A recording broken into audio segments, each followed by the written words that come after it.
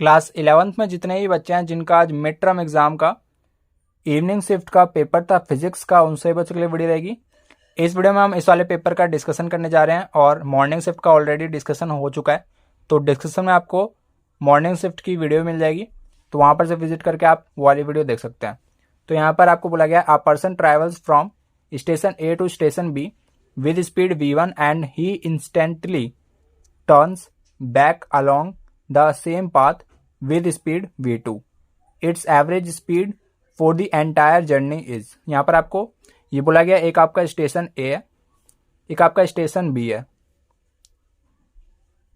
एक आपका पर्सन है जो ट्रैवल करता है स्टेशन ए से स्टेशन बी की तरफ, स्पीड है उसकी v1, और जब वो इस तरफ जाता है तो ना जैसे ही वो बी स्टेशन पे पहुंचता है फिर वो इंस्टेंटली टर्न कर जाता है back along the same path, इसी सेम पाथ से बैक हो जाता है, और ये v2 वेलोसिटी से, v2 स्पीड से ये वापस स्टेशन ए पे आ जाता है। अब आपको यहाँ पर बोला गया ना कि आपको यहाँ पर एवरेज स्पीड फाइंड करनी है एंटायर जर्नी की। एवरेज स्पीड का आपका फॉर्मूला क्या होता है? Total distance upon total time taken. ठीक है, तो ना यहाँ पर आपको वेलोसिटी की टर्म्स में ही आपका सारा का सारा आंसर होना चाहिए। यहाँ पर जो है हम ना दो कंडीशन मान लेते हैं, एक आपका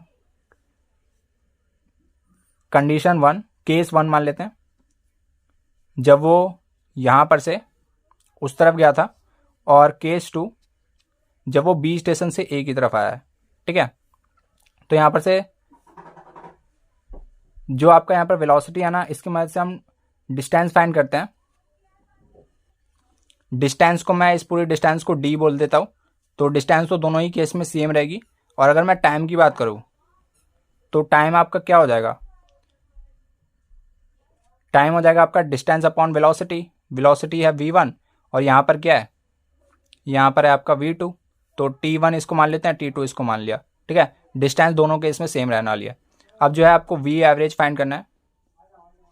टोटल डिस्टेंस की बात करें तो 2d लिख सकते हैं क्योंकि दोनों तरफ का डिस्टेंस ऐड होगा, divide by total time. Total time में यहाँ पर इन दोनों को ऐड करेंगे t1 और t2 को, तो ये हो जाएगा आपका d कॉमन आ रहा है 1/v। मैं एक बार पेन चेंज कर लेता हूँ, ये चल नहीं रहा।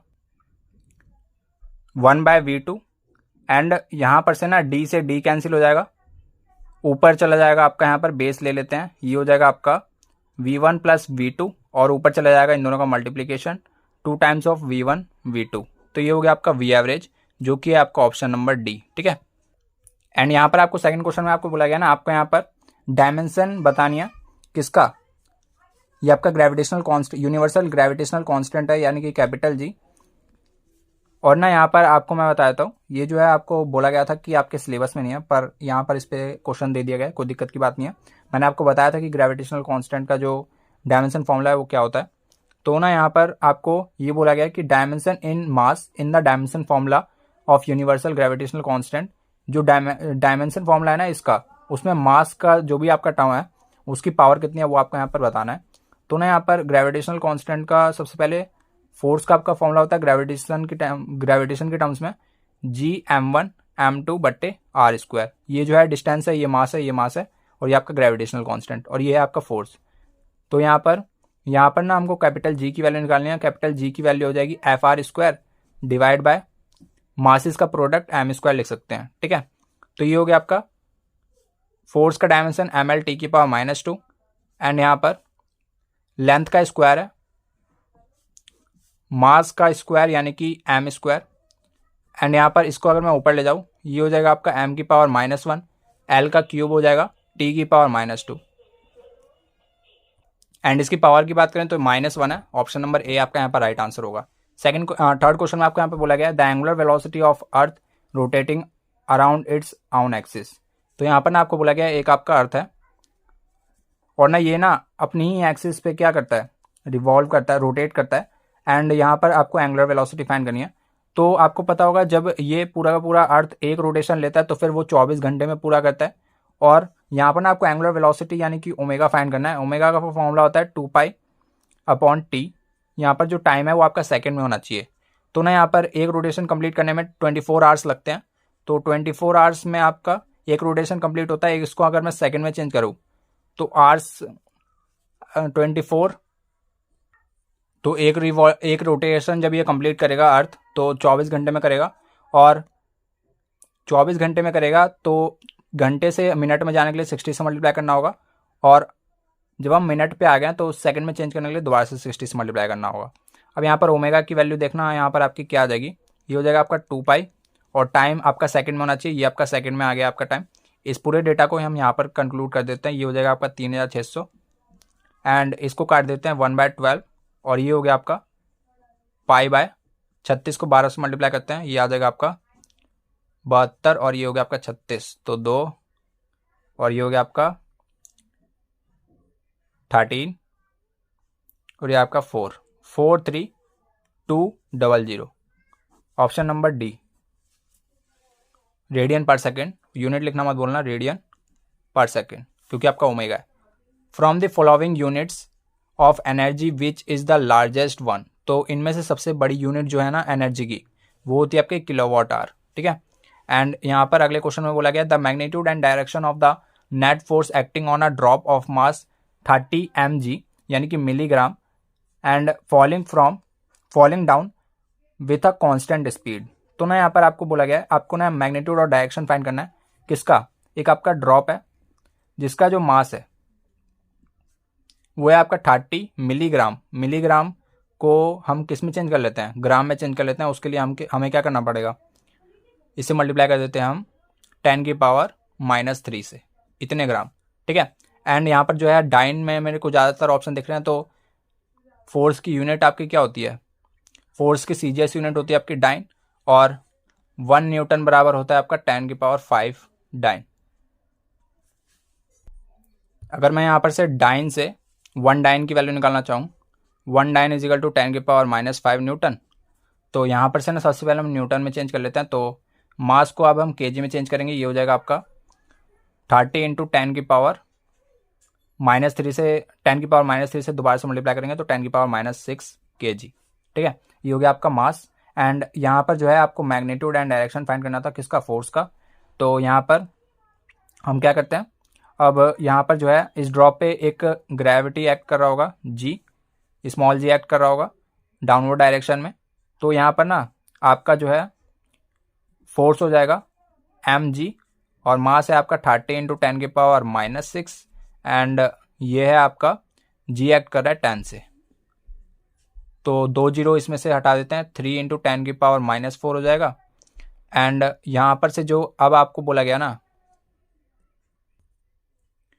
अब आपको बोला गया कि इसको डाइन में कन्वर्ट करना है, तो डाइन में कन्वर्ट करने के लिए हम 10⁵ से मल्टीप्लाई कर देते हैं। ये भी आपका न्यूटन में चल रहा था, तो ये हो गया आपका डाइन में फोर्स, तो ये हो गया आपका 30, तो 30 dyne vertically downward, option number C. 6th question में आपको बोला गया analogy of mass in rotational motion. तो जो एनालॉगी होती है ना मास की रोटेशनल मोशन में, उसको कहते हैं मोमेंट ऑफ इनर्शिया। एंड अगले क्वेश्चन में आपको बोला गया एक आपके पास वेक्टर है ए, जो यूनिट वेक्टर है, एंड आपको ना यहाँ पर ये पता होना चाहिए जो भी यूनिट वेक्टर होता है ना उसका जो मैग्नीट्यूड है वो ऑलवेज 1 होता है, ठीक है। तो यहाँ पर ना आपको सी की वैल्यू फाइंड करनी है, ये जो आपका सी वाला टर्म है, तो इसका पूरे का मैग्नीट्यूड हम फाइंड कर लेते हैं। मैग्नीट्यूड कैसे निकलता है, आई कैप का कॉफिशिएंट जे कैप, आई कैप का कॉफिशिएंट का स्क्वायर प्लस जे कैप का कॉफिशिएंट का स्क्वायर प्लस के कैप का कॉफिशिएंट का स्क्वायर, ये हो जाएगा आपका 0.8 का स्क्वायर 0.64, इसका स्क्वायर तो ये हो गया आपका 0.25, और फिर सी का स्क्वायर बराबर 1, इस पे स्क्वायर भेज देते हैं, तो ये हो गया आपका 0.89 प्लस सी स्क्वायर बराबर 1। सी स्क्वायर की वैल्यू आ गई 0.11, एंड इस पे रूट भेज देते हैं, सी की वैल्यू मिल जाएगी आपको यहाँ पर से अंडर रूट में 0.11, ऑप्शन नंबर सी। अगले क्वेश्चन में आपके पास बोला गया कि आपके पास ना दो वेक्टर्स का मैग्नीट्यूड, दो वेक्टर्स का जो डॉट प्रोडक्ट है वो है आपका 6, क्रॉस प्रोडक्ट है 8, एंड यहाँ पर आपको ए बी की वैल्यू फाइंड करनी है। तो यहाँ पर से हम क्या करते हैं, ये अगर आपका डॉट प्रोडक्ट है तो डॉट प्रोडक्ट है, यहाँ पर जो है आपका होगा ए वेक्टर का मैग्नीट्यूड बी वेक्टर का magnitude cos of theta is equal to 6, और क्रॉस प्रोडक्ट है तो फिर ना यहाँ पर आपकी डायरेक्शन मैटर नहीं करती, आपको यहाँ पर क्या करना है, ओनली मैग्नीट्यूड लेना है। तो मैग्नीट्यूड में आपका आएगा ए वेक्टर का मैग्नीट्यूड, बी वेक्टर का magnitude, sine theta. N cap वाला टर्म आता है, एन कैप वाला टर्म आएगा जब आपकी डायरेक्शन आपको बतानी हो, पर यहाँ पर मैग्नीट्यूड बताना है। तो यहाँ पर ना डायरेक्शन मैटर नहीं करेगी, A vector B vector sine theta बराबर 8, ठीक है। तो यहाँ पर से अब हम क्या करते हैं, इस पे स्क्वायरिंग कर देते हैं दोनों साइड और इस पे स्क्वायरिंग करते हैं, क्योंकि sine square theta plus cos square theta आपका क्या होता है 1, तो हमें साइन थीटा और कॉस थीटा को ही गायब करना है और वहां से वो गायब हो जाएगा। तो ऊपर वाला हो जाएगा आपका यहाँ पर से ए वेक्टर का स्क्वायर, ए वेक्टर के मैग्नीट्यूड का स्क्वायर, बी वेक्टर के मैग्नीट्यूड का स्क्वायर कॉस स्क्वायर थीटा बराबर 36, एंड ये हो जाएगा आपका ए वेक्टर का स्क्वायर, बी वेक्टर का square and sine square theta, और ये हो गया आपका 64। अब इन दोनों को जो है हम ऐड कर देते हैं, तो ये हो जाएगा आपका ए वेक्टर का स्क्वायर, बी वेक्टर का स्क्वायर, दोनों में से कॉमन आ जाएगा, और sine square theta plus cos square theta, और ये हो जाएगा आपका 100। तो ये तो हो गया आपका 1, और ए वेक्टर और बी वेक्टर इन दोनों पे जो स्क्वायर लगा है इधर जाके हम रूट भेज देते हैं, √100, जो कि हो गया आपका यहाँ पर 10, ऑप्शन नंबर बी। और इन दोनों का आपको प्रोडक्ट फाइंड करना था। अगले क्वेश्चन में आपको बोला गया a body of mass 2 kg is acted upon bye 2 perpendicular forces 6 Newton and 10 Newton 8 Newton, और यहाँ पर आपको मैग्नीट्यूड फाइंड करना है किसका, एक्सलेशन का। तो बहुत ही ज़्यादा सिंपल है, ये आपका मास है 2 kg और ये आपका फोर्स एक्ट कर रहा है 6 न्यूटन, और ये हो गया आपका 8 न्यूटन, 90 डिग्री का इन दोनों के बीच में एंगल है। तो एक्स यहाँ पर ना आपको एक्सलेशन फाइंड करना है। तो एक्सलेशन क्या होगा, एक्सलेशन होगा आपका यहाँ पर F/m is equal to acceleration होगा। तो नेट फोर्स निकाल लेते हैं, नेट फोर्स कितना आ जाएगा, यहाँ पर आपका F नेट आ जाएगा √8² प्लस 6² जो कि हो जाएगा आपका यहाँ पर से 10। तो ये हो गया आपका 10, एक्सेलरेशन आ गया आपका 10 अपॉन मास की वैल्यू है 2, तो ये आ गया आपका 5 मीटर पर सेकंड स्क्वायर, ऑप्शन नंबर सी।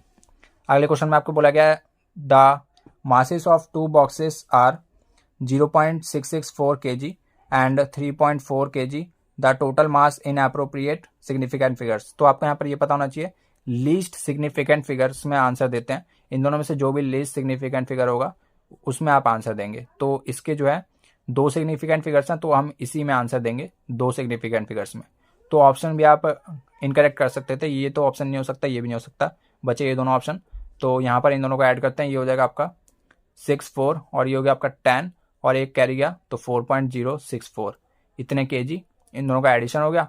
अब यहाँ पर जो है आपको लीस्ट सिग्निफिकेंट फिगर बताना है ना, तो इन दोनों में जो है जो आपका लीस्ट नंबर है उनमें आपको सिग्निफिकेंट फिगर देखनी है। 2 सिग्निफिकेंट फिगर है, तो ये हो गया आपका 4.0 kg, ऑप्शन नंबर ए।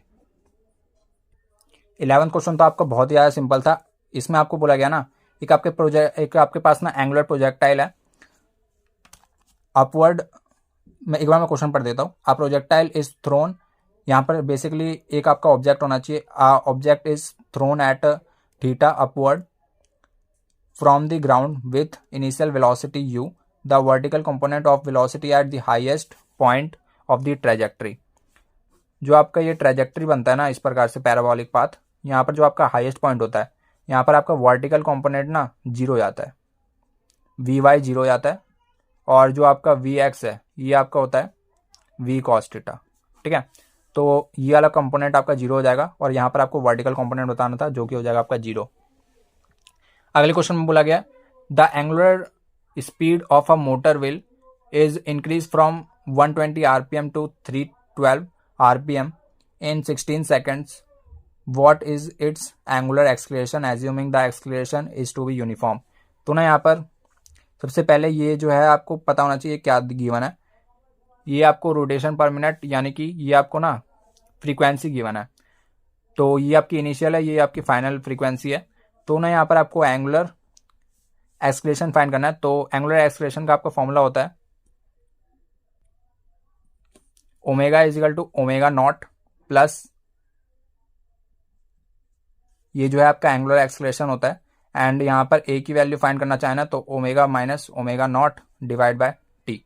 तो ये आपका एक्सलेशन होता है और ये होता है आपका final angular velocity and initial angular velocity divide by T. तो ना यहाँ पर आपको एंगुलर वेलोसिटी इससे मिलेगा, ये जो आपका इनिशियल फ्रीक्वेंसी है ये है आपका 120 रोटेशन पर मिनट है। तो इसको ना सबसे पहले हम सेकंड में चेंज करते हैं। सेकंड में चेंज करने के लिए क्या करेंगे, डिवाइड बाय 60, इससे ये कटा, ये आ गया आपका 2। तो यहाँ पर से ना हम ओमेगा निकाल लेते हैं, ओमेगा नॉट निकाल लेते हैं, क्योंकि इनिशियल जो आपका यहाँ पर एंगुलर फ्रीक्वेंसी है वो निकालते हैं 2 पाई इंटू फ्रीक्वेंसी यानी कि 2, ये हो गया आपका 4 पाई रेडियन पर सेकेंड। एंड एफ निकाल लेते हैं यानी कि फाइनल फ्रीक्वेंसी, एंड ये हो जाएगा आपका 312 है, डिवाइड बाय 60 कर देते हैं, क्योंकि ये आपको क्या बताना है, रोटेशन पर सेकंड में निकालेंगे। तो 6 से इसको कैंसिल कर देते हैं, ये आ जाएगा आपका कितने बार में, 5 बार में आता है आपका 30, एक इधर गया 12 आता है आपका 2 बार में, और ये आ गया आपका 10। तो 5.2 फाइनल फ्रीक्वेंसी आ गया आपका 5.2।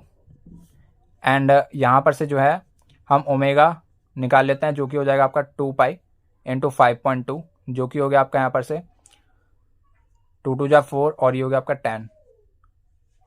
10.4 पाई। एंड इन दोनों को जो है हम यहाँ पे पुट कर देते हैं।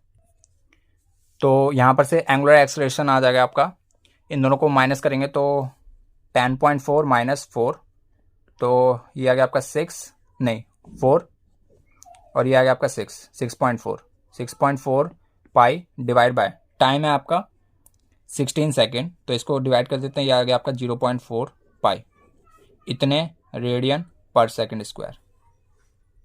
तो ऑप्शन नंबर ए आपका यहाँ पर राइट आंसर होगा, 0.4 पाई रेडियन पर सेकेंड स्क्वायर।